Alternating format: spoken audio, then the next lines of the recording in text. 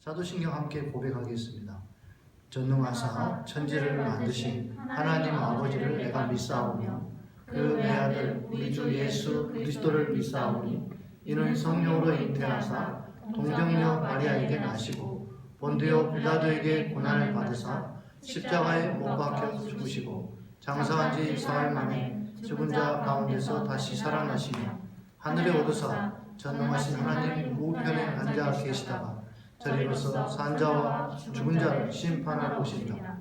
성령을 믿사오며 거룩한 공예와 성도와 서로 교통하는 것과 죄를 사해 주시는 것과 몸이 다시 사는 것과 영원히 사는 것을 믿사옵나이다. 아멘. 무더운 여름철입니다. 늘 건강히 유의하시고 아직까지 코로나19 전염병이 확산되어 가고 있으니까 각별히 주의하시고 우리 연로하신 분들도 외출할 때 늘 조심하시기를 바랍니다.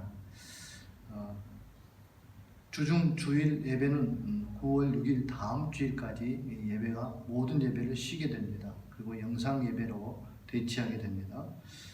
특별히 교회 안식관에 인도 선교사님 이후선 고강수 선교사님 부부가 안식관에 머물고 계십니다. 우리 교우들의 많은 기도 부탁을 드립니다. 특별히 또 환우들을 위해서 기도 많이 부탁드립니다. 연로하신 분들이나 또 몸이 불편하신 분들을 위해서 많은 기도 부탁드리겠습니다. 주일 녹화된 영상은 주일날 오전 8시에 보내드리도록 하겠습니다. 이상입니다.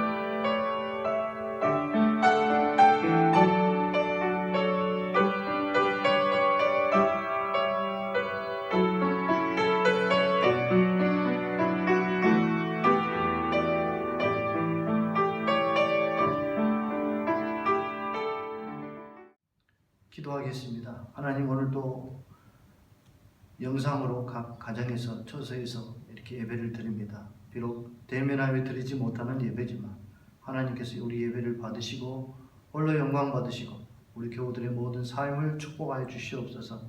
특별히 드리는 귀한 예물 위에 인치시고 축복하사 30배, 60배, 100배의 결실을 맺는 놀라운 역사가 있게 하시고 하나님의 은혜의 강물이 우리 성도들 가정마다 삶의 현장마다 흘러 넘치게 도와 주시옵소서. 무더운 여름철입니다. 우리 교우들 건강도 지켜주시고 코로나로 인해서 어려움 당하지 않도록 하나님께서 눈동자같이 지키시고 보호하여 주시옵소서. 내가 나사렛 예수 이름으로 명하노니 저들 몸에 들고 추악한 모든 질병은 다 물러갈지어다. 내가 성령의 능력으로 명하노니 우리 교회 부흥과 성장을 방해하는 온갖 어둠의 권세들, 미혹의 영들, 거짓과 불의의 영들, 또한 코로나19도 당장 물러갈지어다. 특별히 아버지 하나님, 우리 자라는 청소년들을 위해서 기도합니다. 저들의 미래와 장래를 축복해 주시고 시험을 앞둔 우리 청년들 하나님이 기억해 주어서 최선을 다해 시험에 임해서 이번에는 꼭 합계의 기쁨을 누릴 수 있도록 주여 복을 내려주시고 하나님의 은혜가 차고 넘치는 귀한 삶이 되게 축복하여 주시옵소서. 감사하며 살아계신 예수 그리스도 이름으로 간절히 기도하며 축복하옵나이다. 아멘.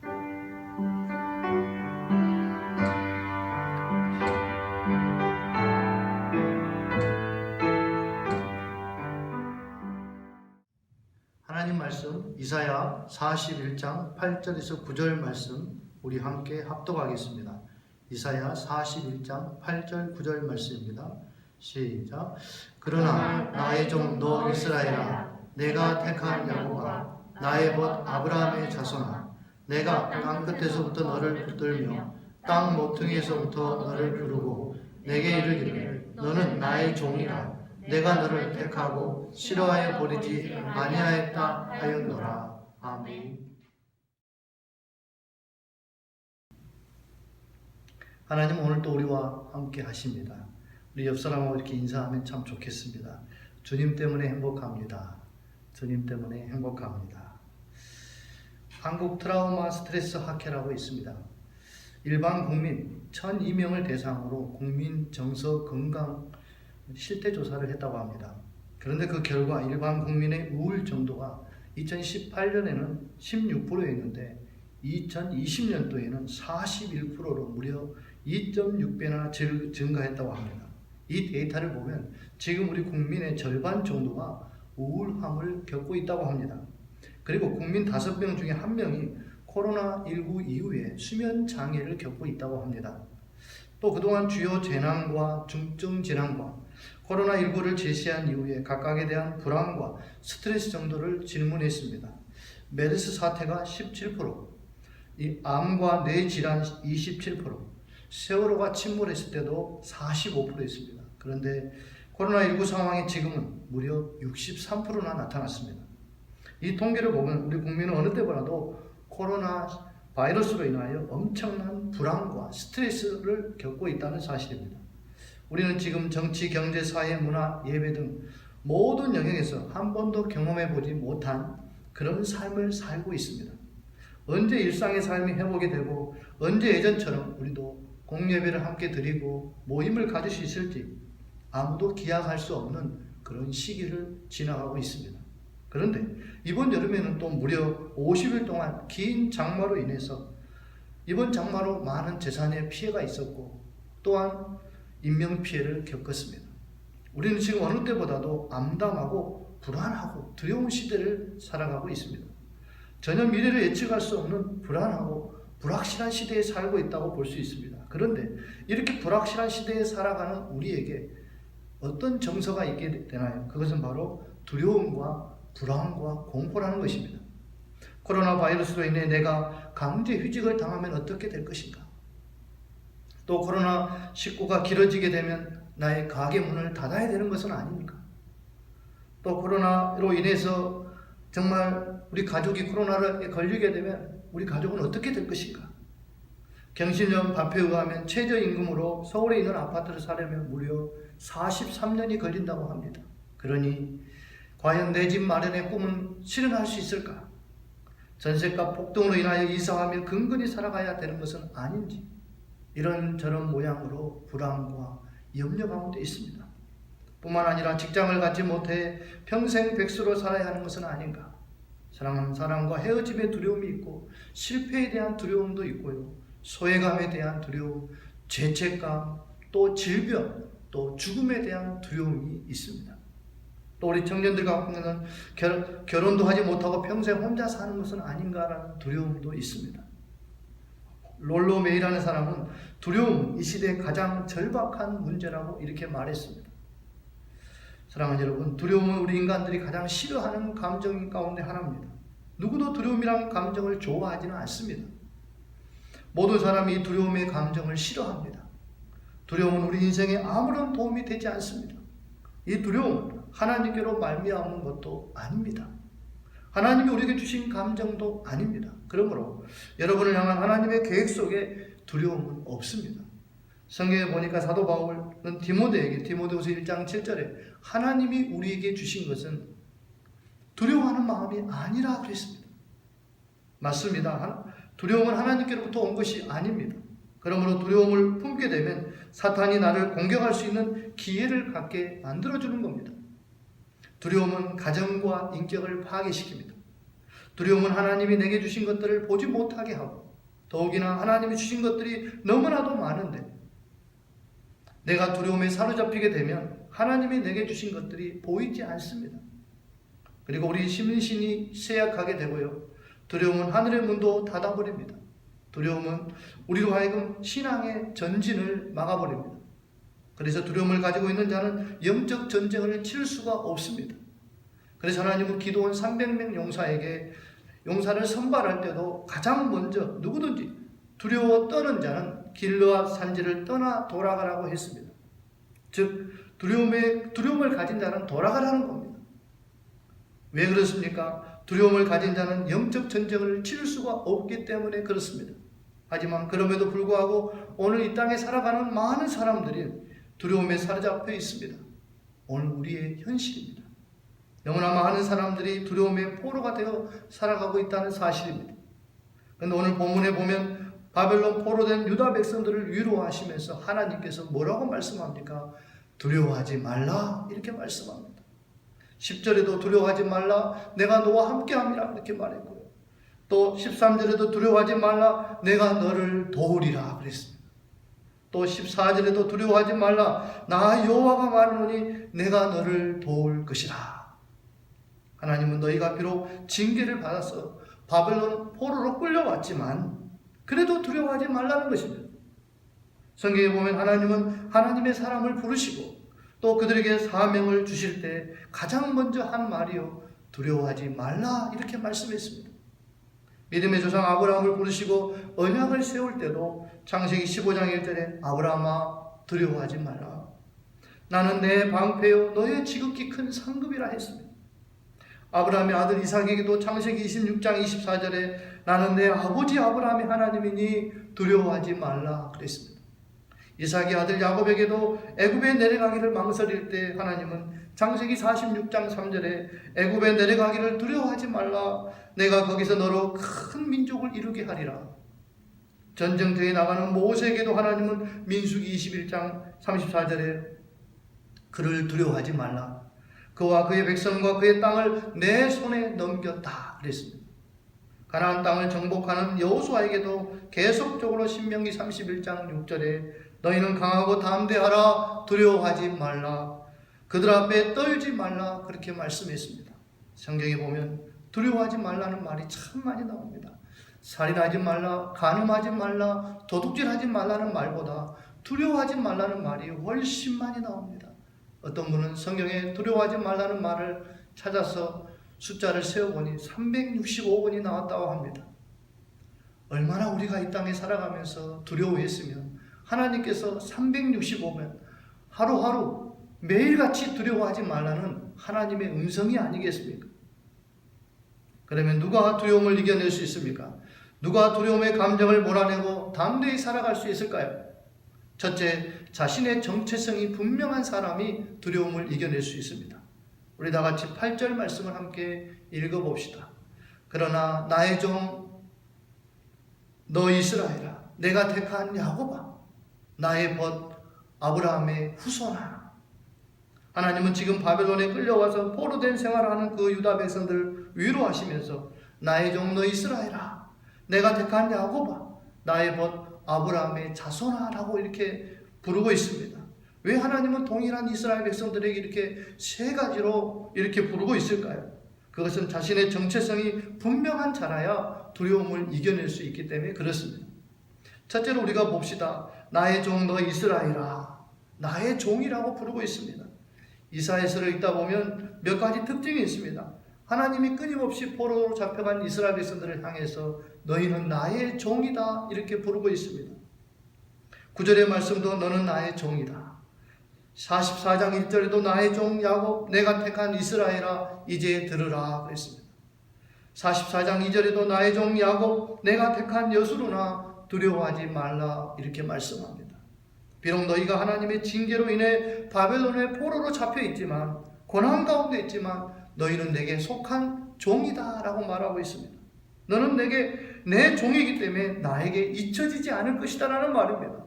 사랑하는 여러분, 이 말씀은 이스라엘 백성들이 어떤 생각을 했는가를 알 수가 있습니다. 그 백성들이 한결같이 우리는 하나님 앞에 잊혀진 존재야. 또 이제는 우리가 하나님과의 관계가 다 끝났다라고 생각한 겁니다. 그런데 하나님이 이렇게 말씀합니다. 아니야, 너는 나의 종이야. 나의 종이기 때문에 너는 나에게 잊혀지지 않아. 이렇게 말씀하고 있습니다. 그런데 이스라엘 백성들만이 하나님의 종이 아닙니다. 오늘 저와 여러분도 하나님의 종인 줄 믿습니다. 하나님의 나라를 위해서 부르심을 받은 이 땅에 있는 모든 그리스도인들은요 하나님의 종입니다. 그래서 바울은 늘 그리스도의 예수의 종이라고 이렇게 말했습니다. 로마서 6장 17절에 보면 우리는 과거의 죄의 종이었고 사탄의 종이었습니다. 이 세상의 풍속을 쫓고 권세 잡은 자를 쫓아다녔습니다. 그런데 이제는 죄의 종이 아니고 사탄의 종도 아니고 하나님의 종이라고 말하고 있습니다. 그럼 우리는 나는 하나님께 속한 사람이고 하나님께 내 인생의 주인 되시는 하나님의 종이라고 하는 이 분명한 확신을 가지고 사시기를 바랍니다. 내가 하나님의 종이라고 한다면, 하나님이 내 인생의 주인이라고 한다면, 하나님의 나라를 위해 충성할 때 하나님은 우리를 지키시고 보호하시고 책임져 주심을 믿습니다. 그러니까 하나님의 종이라고 하는 이런 확신을 가지고 정체성을 가지고 살아갈 때 두려움을 이겨낼 수 있습니다. 두 번째로 내가 택한 야고바라고 부릅니다. 이것은 어떤 의미를 가질까요? 이스라엘 자손은 하나님으로부터 특별히 택함 받은 선민이라는 의미를 가지고 있습니다. 왜 하나님은 많은 민족 가운데 이스라엘 백성들을 유독 선택했을까요? 성경은 이렇게 말합니다. 신명기 7장 7절에 하나님은 그들이 다른 민족보다 우월하거나 다른 민족보다 더 뛰어나거나 더 지혜로워서 택한 것이 아니라고 말합니다. 신명기 10장 15절에 내가 너희를 택하여 나의 선민 삼은 것은 그것을 기뻐하고 사랑하셨기 때문이라고 이렇게 말했습니다. 하나님께서 이스라엘 백성들을 선민 삼으신 이유가 뭡니까? 그들이 남보다 강하고 숫자가 많아서 지혜로워서 아닙니다. 단순히 그들을 사랑하셨기 때문에, 그들을 기뻐하셨기 때문이라고 성경은 기록하고 있습니다. 마찬가지 아닙니까? 하나님께서 저와 여러분을 선택하여 부르신 것도 우리가 다른 사람보다 우월하거나 다른 사람보다 선하거나 다른 사람보다 더 지혜로워서 우리를 선택한 것이 아니라는 겁니다. 하나님 우리를 사랑하셨기 때문에, 하나님이 저와 여러분을 너무 기뻐하셨기 때문에 우리를 구원하신 줄 믿습니다.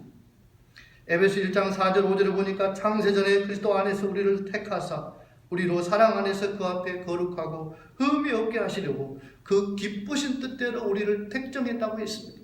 사랑 안에서 그 기쁘신 뜻대로 우리를 선택했다고 말씀하고 있습니다. 그렇습니다. 저와 여러분은 어쩌다가 예수를 믿게 된 게 아닙니다. 어쩌다가 하나님의 자녀가 된 것도 아닙니다. 하나님 우리를 사랑하셨고 그 기쁘신 뜻대로 그리스도 예수 안에서 우리를 택하시고 부르셨다는 사실을 기억하십시오. 그러면 우리도 하나님이 나를 택하여 부르셨다는 이 놀라운 은혜를 잊지 말고 확신 가지고 살아갈 때 두려움을 이겨나가게 될 줄 믿습니다. 세 번째로 나의 벗 아브라함의 자손아라고 말하고 있습니다. 하나님은 아브라함을 향해 나의 벗 친구라고 말합니다. 왜 하나님은 아브라함을 나의 벗이라고 했을까요? 그만큼 하나님이 아브라함을 사랑하고 신뢰했기 때문입니다.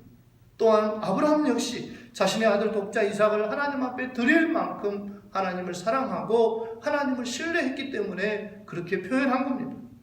그래서 이스라엘 백성을 향해 나의 벗 아브라함의 자손이라고 말씀하십니다. 이 말은 이스라엘 자손이 아브라함의 자손으로서 가나안 땅을 물려받은 하나님의 언약 백성임을 말해주고 있습니다. 뿐만 아니라 내가 너희 조상 아브라함을 그렇게 사랑했던 것처럼 아브라함의 후손 너희 역시 사랑하고 있다는 겁니다. 이렇게 하나님은 포로된 이스라엘 백성들을 향해서 나의 종 너 이스라엘아, 내가 택한 야곱아, 나의 벗 아브라함의 자손아 라고 이렇게 부르고 있다는 겁니다. 왜 하나님은 그 이스라엘이라고 한 번만 불러도 될 것을 세 번이나 이렇게 부릅니까? 그것은 이스라엘 백성들이 여전히 하나님의 특별한 사랑의 관계에 있다는 것을 말해주는 겁니다. 그들이 하나님의 사랑과 관심의 대상임을 분명하게 하고자 이렇게 부르신 겁니다. 무슨 말입니까? 비록 너희가 하나님의 징계 가운데 있을지라도 하나님의 백성으로서 그 신분은 변하지 않았다는 것을 강조하는 겁니다. 지금 그들은 하나님의 징계 가운데 있습니다. 고난 가운데 있습니다. 여전히 그럼에도 불구하고 내가 여전히 너희를 사랑한다는 겁니다. 내가 여전히 너희를 나의 종이다라고 말하고 있습니다. 그러므로 하나님의 징계 가운데 있을지라도 너희는 두려워하지 말라 이렇게 강조하고 있습니다. 사랑하는 여러분, 누가 두려움을 이깁니까? 내가 하나님의 종이고 내가 하나님께 택함 받은 선민이고 내가 하나님의 벗 아브라함의 자손이라는 이 분명한 자신의 정체성을 가진 자가 두려움을 이겨낼 수 있습니다. 누가 이 파도처럼 밀려오는 수많은 두려움을 이겨내고 담대히 살아나갈 수 있습니까? 내가 이 땅에 발을 딛고 살아가고 있지만 이 땅에 속한 자가 아닌 하나님 나라에 속한 자요 하나님의 사람이라고 하는 이 분명한 믿음을 가진 자가 이 힘든 세상을 승리할 수가 있습니다. 여러분, 왜 다윗이 골리앗을 향해 물맷돌을 들고 나아갔습니까? 영웅심 때문입니까? 아닙니다. 그는 자신이 할례받은 하나님께 속한 하나님의 사람이라고 하는 자신의 정체성이 분명했기 때문입니다. 그래서 만군의 여호와 이름으로 골리앗을 향해 나아간 줄 믿습니다. 사랑하는 여러분, 나는 누구인가? 나는 어떤 사람인가? 나는 어디에 속한 자인가?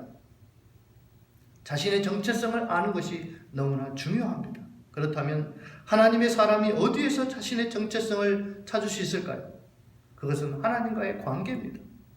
하나님의 사람은 하나님과의 관계에서 나의 정체성을 찾아야 합니다. 예수를 믿는다는 것은 단순히 교회를 왔다 갔다 하는 것이 아닙니다. 예수를 믿는다는 것은 하나님과 우리 관계를 맺는 것입니다. 내가 살아계신 하나님과 실제적인 관계를 맺는 것입니다. 내가 예수를 믿으면 하나님이 내 아버지가 되고 나는 그분의 아들이 되는 겁니다. 내가 예수를 믿으면 하나님이 내 인생의 목자가 되시고 나는 그분의 양이 되는 것입니다. 내가 예수를 믿으면 하나님이 내 인생의 주인 되시고 나는 그분의 종이 되는 겁니다. 이와 같은 관계를 맺는 것이 바로 신앙입니다. 이렇게 우리는 하나님과의 관계 속에서 내가 누구인지, 나는 어디에 속한 사람인지 내 자신의 정체성을 찾는 것이 너무나 중요합니다. 그러나 세상 사람들은 어떻습니까? 세상 사람들은 자신의 정체성에는 관심이 없지만 많은 사람들이 자신의 스펙에서 자신의 정체성을 찾으려고 합니다. 내가 어느 학교를 나왔어. 세상에서 내가 이렇게 성공했어. 세상의 미모와 외모, 아름다움에서 또 부유함에서 자신의 정체성을 찾으려고 합니다. 그러나 이 모든 것들은 영원하지 않습니다. 변합니다. 흔들립니다. 다 사라지고 맙니다. 그러므로 이런 것들은 결코 내 정체성이 될 수가 없습니다. 하나님의 사람은 세상 것에서 정체성을 찾지 않습니다. 세상의 부귀와 영화에서 성공해서 자신의 정체성을 찾는 것이 아닙니다. 하나님과의 관계에서 찾아야 됩니다. 그런데 오늘 신앙생활 하면서도 교회를 참 오래 다녔지만 하나님의 사람으로서 자신의 정체성이 흔들리는 사람들이 너무나 많습니다. 최근에 분위기가 우리 기독교에 대해서, 교회에 대해서 반사회적 분위기가 형성되어 있습니다. 주님 오실 날이 가까워지면 저는 이런 일들이 더 심해질 것이라고 생각합니다. 교회를 참 많이 다녔는데도 이런 반사회적 분위기인지는 몰라도 하나님의 사람으로서 정체성이 흔들린 사람들이 많습니다. 내가 하나님의 사람이라는 것을 숨기고 싶어하고, 아니 부끄러워합니다. 만약 여러분들이 사회적인 분위기 때문에 내 믿음이 흔들리고 내 자신의 정체성이 흔들리고 숨기고 싶고 부끄러워하고 있다면요, 여러분들은 나와 하나님과의 관계를 다시 한번 점검해 보아야 합니다. 어쩌면 주님과 내가 아무런 관계가 없는 사람이 아닌지, 어떠한 관계도 맺혀져 있지 않는 그런 관계는 아닌지 생각해 보셔야 됩니다. 사랑하는 여러분, 누가 두려움을 이깁니까? 자신의 정체성이 분명한 사람이 두려움을 이깁니다. 누가 두려움을 이길까요? 두 번째는요, 9절 말씀입니다. 우리 9절 말씀 한번 읽어볼까요? 시작. 내가 땅 끝에서부터 너를 붙들며 땅 모퉁이에서부터 너를 부르고 내게 이르기를 너는 나의 종이라. 내가 너를 택하고 싫어하여 버리지 아니하였다 하였노라. 두 번째는 어떠한 상황에 있을지라도 하나님이 나를 버리지 않는다는 믿음이 있는 사람이 이 두려움을 이겨낼 수 있습니다. 여러분, 이 말씀은 과거에 종되었던 애굽 땅에서 이스라엘 백성들을 구원하신 사건을 말합니다. 그러므로 여기 나오는 땅끝 땅 모퉁이는 이스라엘 백성들이 구원받은 애굽 땅을 말하는 겁니다. 하나님은 430년 동안 애굽에서 종살이하던 그들을 불러내셨습니다. 그리고 말씀하십니다. 너희는 나의 종이다. 그리고 약속하십니다. 내가 너희를 싫어하여 버리지 않겠노라. 그런데 오늘 이 시대를 살아가는 우리에게 땅끝 땅 모퉁이는 의미가 무엇일까요? 우리 인생에 있어서 땅끝과 땅 모퉁이는 뭘 의미할까요? 하나님의 은혜를 받을 자격이 없는 상태를 말하는 겁니다. 다시 말하면 은혜의 사각지대라고 말할 수 있겠습니다. 사실 이스라엘 백성들은 430년 동안이나 애굽에서 종살이하면서 아무런 소망도 없이 그저 하루하루 살아갔습니다. 누가 봐도 그들은 잊혀진 존재였습니다. 구원을 얻을 만한 자격도 없었습니다. 정말 그들은 하나님의 은혜를 받을 만한 자격이 없는 은혜의 사각지대에 있었습니다. 즉 바로의 압제하에서 하루하루 그렇게 소망 없이 하루하루를 살아갔습니다. 그런데 하나님은 그 땅 끝에서 그들을 붙드셨고 땅 모퉁이에 있던 그들을 불러내셨습니다. 그리고 그들과 언약을 맺었고 그들을 당신의 백성으로 삼으시고 하나님은 그들의 하나님이 되신 줄 믿습니다. 그러면 땅끝 땅 모퉁이에 있던 그들이 어떻게 하나님의 손에 붙들린 바 되었을까요? 땅끝 땅 모퉁이에 있던 그들이 하나님의 부르심을 받게 된 것은 딱 한마디 이유밖에 없습니다. 오직 하나님의 은혜라는 것입니다. 오직 하나님의 은혜로만 설명된다는 것입니다. 우리 역시 마찬가지입니다. 저와 여러분도 어떤 은혜도 받아 누릴 수 없는 인생의 끝, 결코 은혜 받을 수 없는 은혜의 사각지대에 살던 우리가 아닙니까? 우리 역시 땅끝 모퉁이에 있던 사람들이다 그 말입니다. 그런데 아무런 소망 없이 땅끝 땅 모퉁이에 있던 우리를 하나님이 어느 날 우리를 부르시고 우리를 택하시고 우리를 찾아와 주신 줄 믿습니다. 무슨 말입니까? 쉽게 표현해보면 죽었다 깨어나도 우리는 하나님의 자녀가 될 수 없습니다. 용서받을 수 만한 완악한 죄인이었습니다. 그런 우리를 하나님께서 오직 그 은혜로 우리를 택하시고 구원하신 줄 믿습니다. 땅끝 땅 모퉁이에 있던 우리를 하나님의 은혜로 부르시고 우리를 구원하여 주셨습니다. 그리고 이렇게 말씀하십니다. 내가 너를 택하고 싫어하여 버리지 아니하였다. 사실 하나님의 징계를 받아서 바벨론에 포로된 생활하고 있던 이스라엘 백성들에게 가장 큰 괴로움이 무엇이었을까요? 가장 큰 고민, 가장 큰 두려움이 무엇이었을까요? 그들은 아마도 버림받았다는 생각이었을 겁니다. 그래도 이스라엘 백성들은 택함받은 선민이었습니다. 그런 우리가 하나님께 버림받았다는 것이에요. 이것이 그들의 의문이었습니다. 어떻게 하나님 우리를 버리느냐? 하나님의 성전이 이방인에 의해서 불이 탔습니다.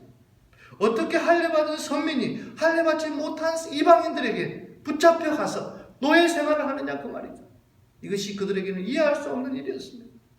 그런데 이러한 물음에 하나님은 이렇게 답합니다. 이사야 41장 9절에 내가 너를 택하고 싫어하여 버리지 아니하였다. 너희는 나를 버리고 우상 숭배했지만 그래서 공의로운 하나님의 징계 가운데 있지만 그러나 나는 너를 버리지 않았다는 것입니다. 나는 너를 넌더리가 난다고 버리지 않았다는 것이에요. 나는 너희를 결코 포기한 적이 없다. 사랑하는 여러분, 그러면 왜 하나님은 이스라엘 백성들이 하나님을 배신해서 그래서 하나님의 징계 가운데 있는데도 왜 그들을 버리지 않았을까요? 궁금하지 않습니까? 그것은 하나님께서 그들을 땅끝, 땅 모퉁이에서 택하시고 부르셨기 때문이라고 성경은 말합니다. 이것이 정말 중요합니다. 왜 그럴까요? 여러분, 우리도 인생을 살다 보면 우리도 그런 질문을 던질 때가 한두 번이 아닙니다. 하나님, 정말 나를 버리셨나요? 하나님, 정말 나를 사랑하고 계신가요? 하나님이 나를 사랑하고 있다면 내게 왜 이런 일이 생깁니까? 왜 위기가 옵니까? 왜 이런 환난을 당해야 합니까? 라고 우리는 질문을 던집니다. 우리가 이런 질문을 수없이 하나님께 던질 때 이스라엘 백성들도 마찬가지입니다. 하나님 말씀합니다. 내가 너를 택하고 싫어하여 버리지 아니하였다. 내가 너를 징계하지만 내가 너를 버리지 않는다는 것. 나는 너를 포기한 적이 없다. 여러분, 그 이유를 아셔야 됩니다. 뭡니까? 하나님이 그들을 땅끝 땅 모퉁이에서 택하고 부르셨기 때문이라고 말하고 있습니다. 사랑하는 여러분, 나의 선행과 의로움을 따라서 내가 행한 행위의 기준을 따라서 하나님이 나를 부르시고 선택하고 구원했다면 어떤 일이 벌어질까요? 나의 행위의 기준에 따라서 하나님은 얼마든지 나를 버릴 수도 있습니다. 나의 행위의 기준에 따라 내가 행한 선행 때문에 나를 부르시고 구원했다면 하나님은 나의 행위로 인해서 언제든지 저와 여러분을 버릴 수가 있습니다. 나의 행위에 따라서 내 인생을 언제든지 내팽개칠 수 있습니다. 나를 포기할 수도 있습니다. 그런데 하나님이 그렇게 할 수 없는 이유가 뭘까요? 하나님이 나를 은혜의 사각지대인 행위와는 전혀 상관없는 땅끝 땅 모퉁이에서 나를 택하고 나를 부르셨기 때문입니다. 그래서 성경은 우리에게 뭐라고 말합니까? 우리의 구원이 나의 행위와는 전혀 상관이 없다라고 성경은 말하고 있습니다. 에베소 2장 8절 9절에 보면 너희는 그 은혜를 인하여 믿음으로 말미암아 구원을 얻었나니 이것이 너희에게서 난 것이 아니요 하나님의 선물이라.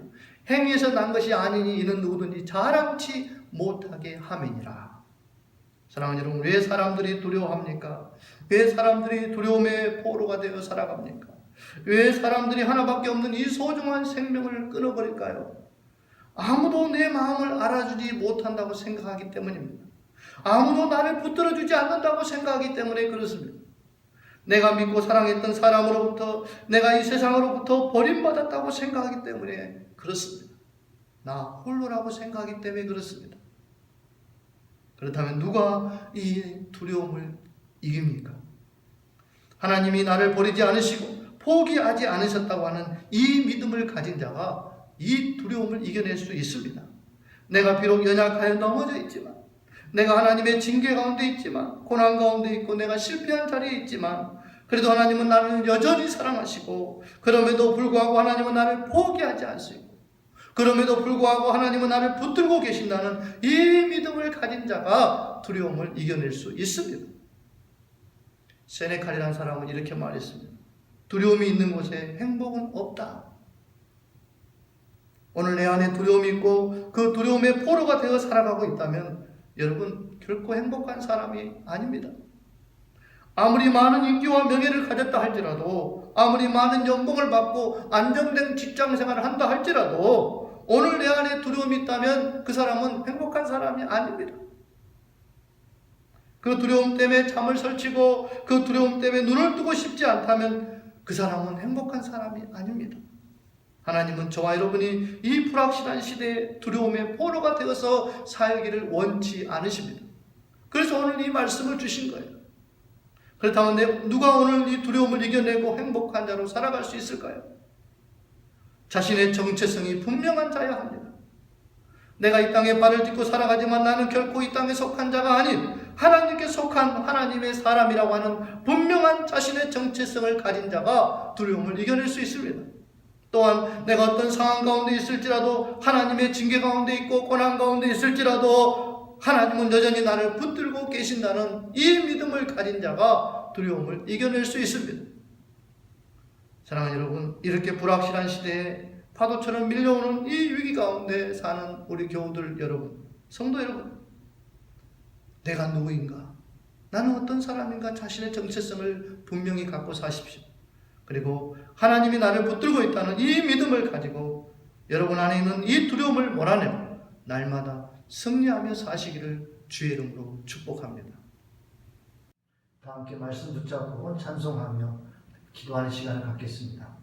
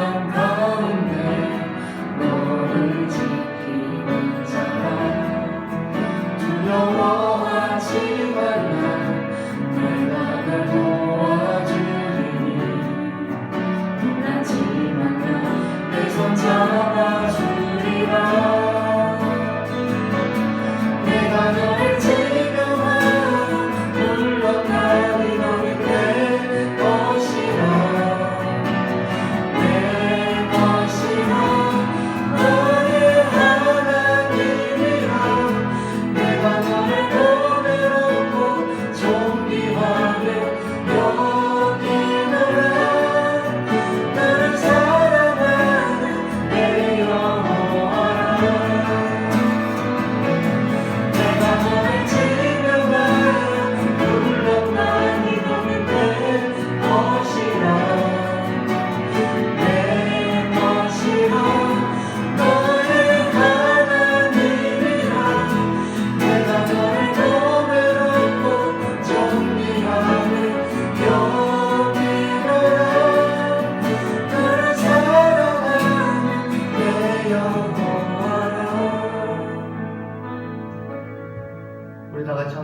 하나님 앞에 기도하겠습니다. 오늘 말씀 붙잡고 기도합니다.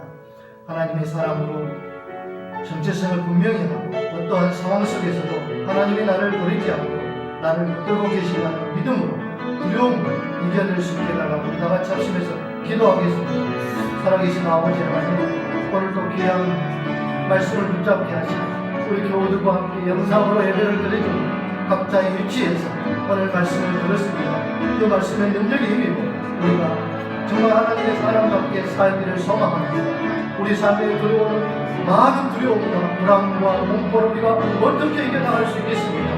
주님, 두 가지 사실을 기억하게 하옵소서.